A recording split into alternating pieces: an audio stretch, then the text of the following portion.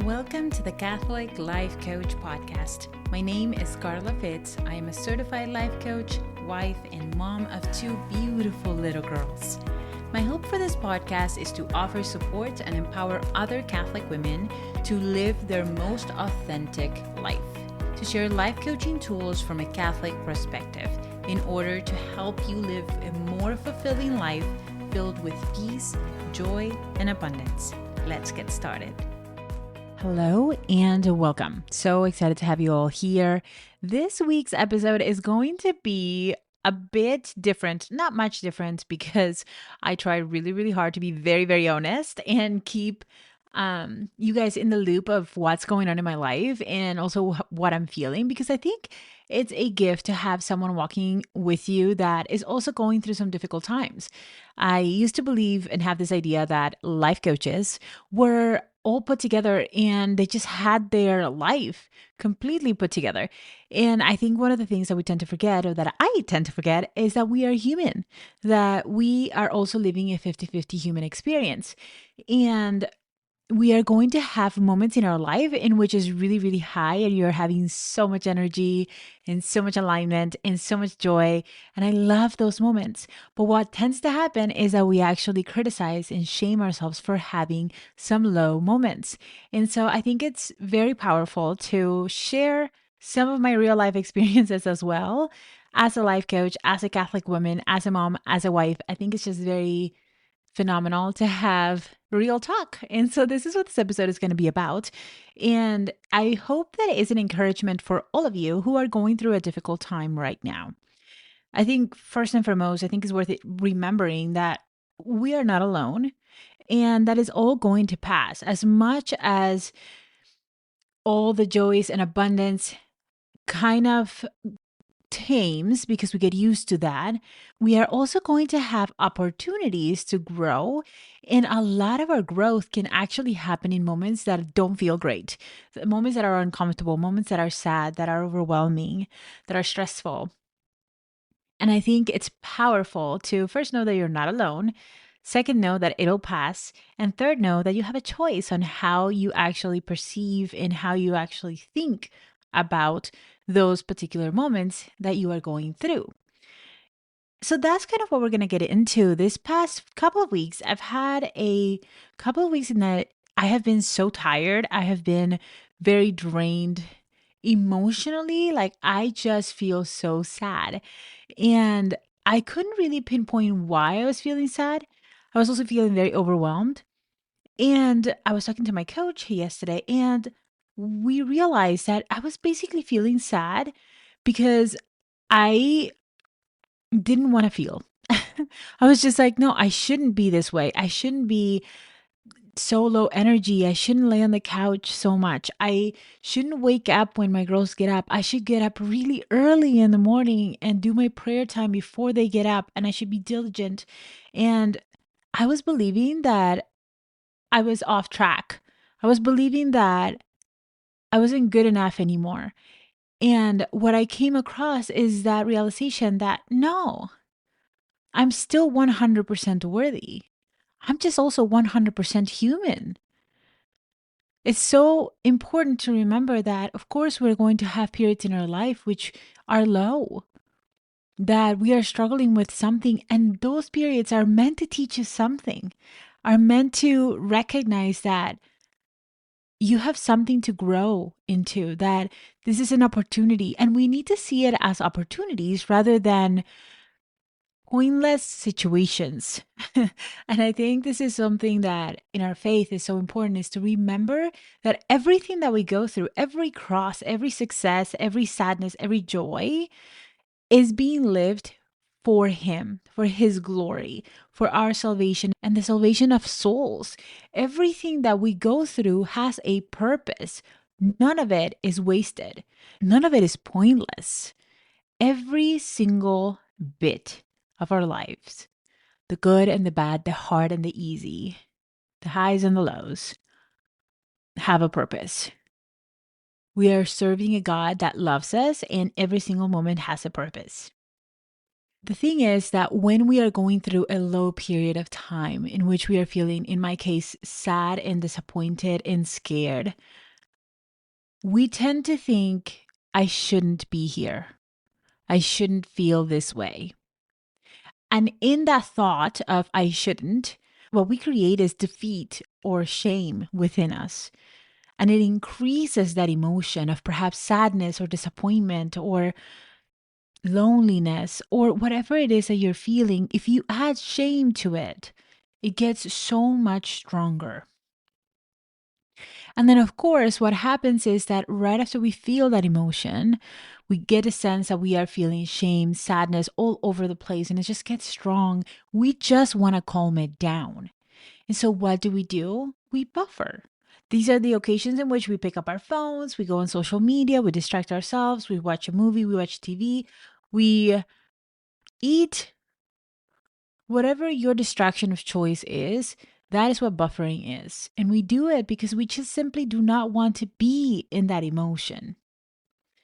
But when we remember that every single one of our emotions has a purpose, then that is an opportunity for growth. That is an opportunity to learn something about ourselves. It's an opportunity to question what is happening within us. And if you see it as an opportunity, then you're able to question, to ask, Lord, what are you trying to tell me? What am I feeling? Where am I feeling this? It's an opportunity for us to get curious in a loving way about what we are going through instead of shaming ourselves for being in the situation, for being in this moment where we feel down and judging ourselves for being down. One of the thoughts I was having in this past week was, I am doing nothing. I'm just sitting on the couch. That's all I'm doing. And when I started really checking in and questioning myself, is that really true? Have I really not done anything? I realized that no. I got up, I did some prayers, I was with my girls, I made lunches for them, I made supper for our family, I homeschooled them, I made some posts. I was still doing things. I was still showing up for the people that matter the most in my life. But we discount that. We're like, that doesn't count because that's what you need to do. But when we take away the truth, when we pretend and we believe the lie that we are doing nothing, that we are not capable of getting out of this hole, that we are stuck in this feeling, that we are less for being here, all it does is perpetuate this state of sadness, this state of feeling down. You prolong it rather than allowing that emotion to be within you, not judging it, getting curious, and lovingly allowing it to be there. I think the key for all of this is to take away the judgment that we create for ourselves. Because here's the deal. If you had a friend who was going through a rough time, who was having some doubt, who was having some fears, who was having some sadness, would you say to that friend, oh my goodness, could you just get over it? Just get over it. Why can't you get yourself together? I really doubt that you would ever treat anyone you love that way. So why is it that we treat ourselves that way? The reason is that we have these high expectations and have this unrealistic idea in our heads that we will achieve some sort of perfection. Like once you're committed to something, you will never fail again. I had this wasn't really my thought, but it was my thought prior to losing the weight. For me, it was like, oh, once I become a person who doesn't eat sugar and carbs, I will never eat sugar and carbs again. And at the beginning, when I started like trying some things here and there, I would shame myself horribly that I was like, oh, you're quitting, you're out of control. And of course, here I am, 6 months pregnant, and I'm eating some carbs again because I have to eat it for my baby, because it's what gives me some more energy. I had to readjust my life again. But if I shame myself for making some changes, for being in a period of time in which I'm eating carbs more often, what it does is create more and more shame. We create more resistance to this change. We create even more anxiety in our body. And so what do we do? We eat more, rather than having a toast and not making it a big deal. That is a huge thing. And it's powerful to see the effect because I'm able to just eat a toast and not eat the whole bag or anything like that. I've been there. I've been in that moment in which you feel so out of control and you shame yourself for being out of control or believing that you are out of control, which, by the way, that is just a thought, that you perpetuate the pain. And so, in those moments where you are feeling sad, that you are feeling down, that you are feeling alone, whatever it is you're feeling, but if you're feeling down, allow yourself to be there. If you fight it, it will last longer.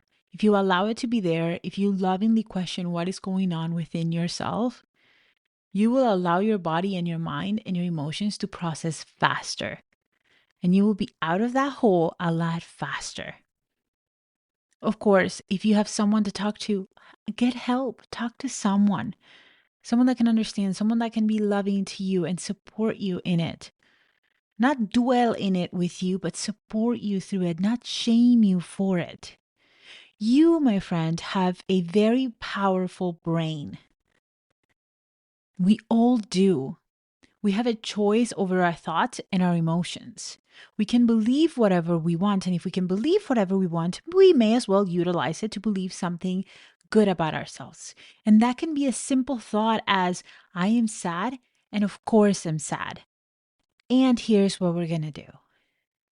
That can simply be a thought of, this is a moment for me to be really kind to myself and take care of myself. It might just simply be a, hey, what's going on? And show that kindness to that emotion, show that kindness to that moment in which you're really, really low, rather than beating yourself up harder, thinking that, hey, if I beat myself up, I will force myself to get over this faster. It doesn't work. You can try it, but it does not work. And it for sure doesn't stick. It's not healthy. You wouldn't treat a friend or a loved one that way. So please do not do that to yourselves either. Now, the last thing I will say about this is to allow yourself to be in prayer openly. No filters. Remember that God already knows how you're feeling. Remember that God already knows who you are and who you are created to be. God loves you unconditionally. It does not matter where you're at. He has no judgment for you. All he has for you is love. So instead of going into distractions, practice talking to God. Go outside for a minute, sit outside. I love going outside and stepping barefoot on the grass and just looking up or just being there. Realizing that I am not alone.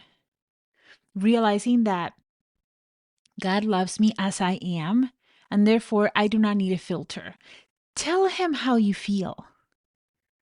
All of it. The good, the bad, and the ugly. All of it. He can take it. Be open in prayer. Be honest in prayer. Tell him how you're feeling. And right after you empty your heart, your brain, your emotions, and dump it all out at his feet, speak truth back to yourself. Read your favorite Bible verses. Read your favorite book. Spend some time with your favorite saints. Speak truth back to your life. When you are in this moment of despair, of sadness, of feeling negative emotions, feeling strong emotions, remember that you are a beloved daughter of God, that you are 100% worthy. Remember that you have the angels, the saints, the Virgin Mary, Jesus backing you up, that the Father is right there with you. The devil wants us to be alone. The devil is like, I'm going to give you all the thoughts that can bring you down even deeper and make you believe that you are alone, make you believe that you cannot get out of this, that this cannot change. And the truth is, the only thing that is required for change is a decision. But in order for that decision to come about, you have got to allow yourself to feel that emotion. In that moment of sadness, there is something to be learned. To be fully honest with you, this past weekend, I realized that I was in this state of not wanting to do anything. And it wasn't like I was depressed or anything like that. It was very much, I was just sad and feeling very overwhelmed. And my body's reaction, my brain's reaction was to do nothing. I just wanted to rest, sleep. I still did my priorities. I still showed up for prayer. Still showed up for my girls and my husband and my house. But I just wanted to just disconnect. And I realized that I am fighting who I'm becoming. Of course, it's uncomfortable. Every time we make a change, it's uncomfortable. And I love this because it is teaching me so much. And it is allowing me to connect with more people, to connect with my clients better. It is in the hardships that we learn. It's in the hardships that we grow. And if we allow ourselves to just simply embrace those hardships and to embrace those emotions and embrace who we are in that moment, it's powerful what we can create. The moment that we have processed the emotions and the moment that we can make a decision to change. I have seen it over and over again. I have seen it in clients who have been struggling with weight, and all of a sudden it's like, we're changing, I'm committing to this, and they lose over 30 pounds. I've seen it in myself. I've seen it in clients who believe that they are not worthy. And then all of a sudden they make a decision to believe that they are, and they live into that life. Just because you are going through a rough time right now does not mean that this is who you are. It does not mean that this is where you will be forever. It does not mean that nothing can change. It means that you are going through something tough, that you are learning something new, and that things are about to shift. And all it takes is that decision. My friends, I want to encourage you to go through this week feeling your emotions. Check in with yourselves. What's happening? Allow yourself to be in a low, because the only way to get to that high is to feel the low. It's an ebb and flow. It's an adventure, right? Life with Christ is an adventure, always. But He is with us. We are not alone. That's why I love mixing life coaching with our faith. We cannot do this alone. The power tools that they teach us in life coaching, that I teach with life coaching, they're life-changing. They are tools that you will use for the rest of your life. But when you mix them with your faith, it gives everything a purpose. It gives everything a why. And it makes so much more sense when God is on the other side. It's life-changing and it's so fun. And I hope that this episode helps you, especially if you're going through a rough time. You, my friend, are not alone. I am right here with you. And until next time, I am sending you all so many blessings. Talk to you soon. Bye. If you are ready to dive deeper into life coaching from a Catholic perspective, then make sure you schedule a free consultation. The link will be in the description. This is an opportunity for you to work with someone who will empower you and support you in all of your endeavors. This is a journey, and being together and working with someone who believes in you is life-changing. So if you're interested in growing and creating faith-driven success, make sure to reserve a time to chat with me. Until next time, God bless.